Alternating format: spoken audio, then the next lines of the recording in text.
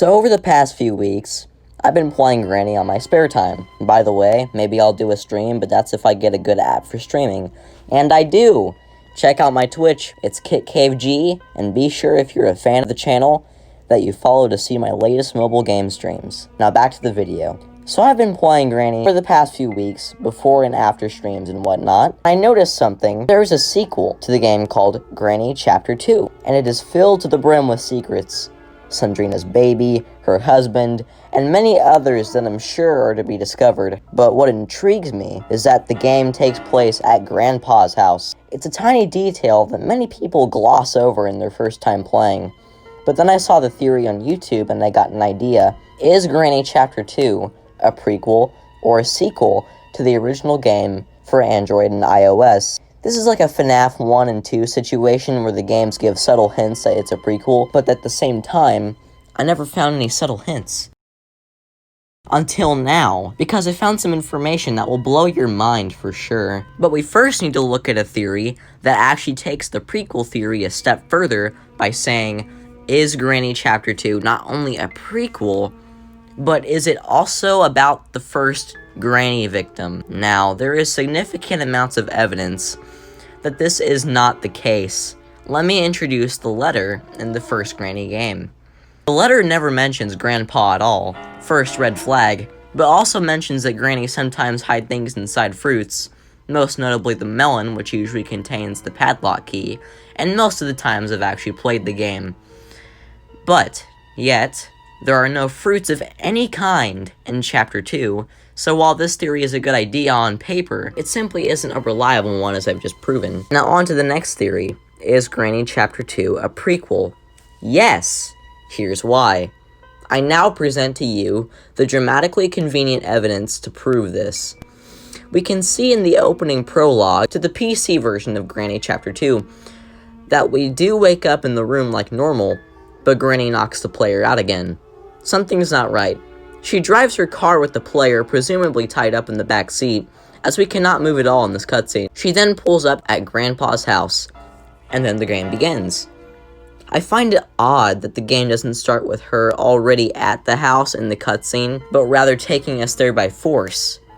We know this isn't normal, especially in a game about this psycho.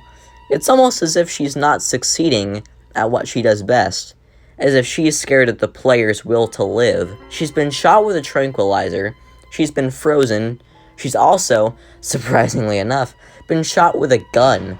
Regardless of the ammunition being something completely different from a regular bullet used today, she should still die from a gunshot wound at that range that the average player will kill her from a distance. Shooting from a very, very close range should harm both Granny and the player, which also isn't the case. So Granny does seem to be immortal, but she isn't a zombie like some players of the game suggest, because zombies still die from gunshots.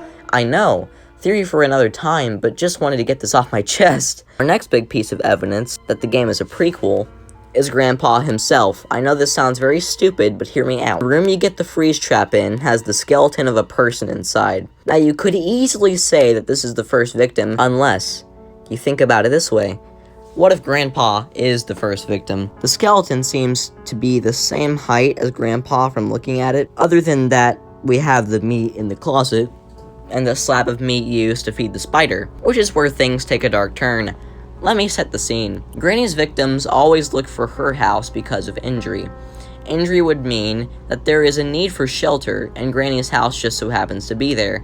The injuries might be Granny's fault too, traps and gizmos capable of stopping people near the house in any way. She would proceed to knock the person out only for them to wake up in the room upstairs, in which she knocks them out again.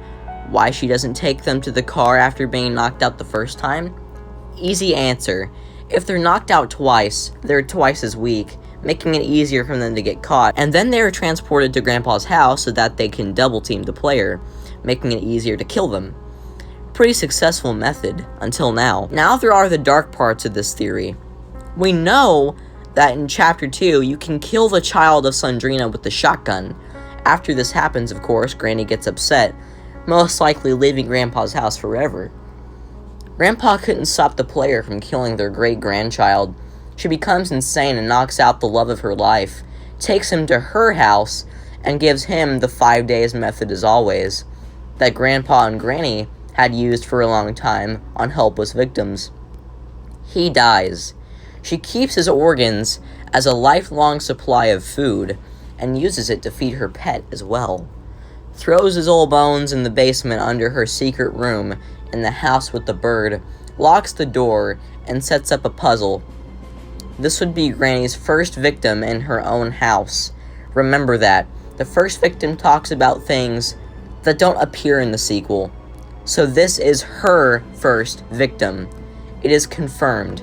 Granny Chapter 2 is the beginning of a mad woman who becomes even more insane following the death of her great-grandchild and kills her husband for his incompetence, further supported by the fact that the game says Grandpa doesn't hear very well like Granny. So we even have canon proof. I wasn't expecting to prove all of this in one video, but I did. Pretty interesting when you look at all the evidence that Grandpa might have been the first victim.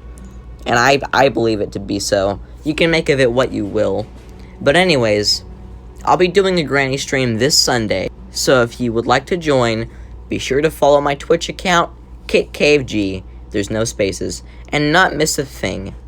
It'll be at 3 o'clock p.m., but anyways, see you later, everyone.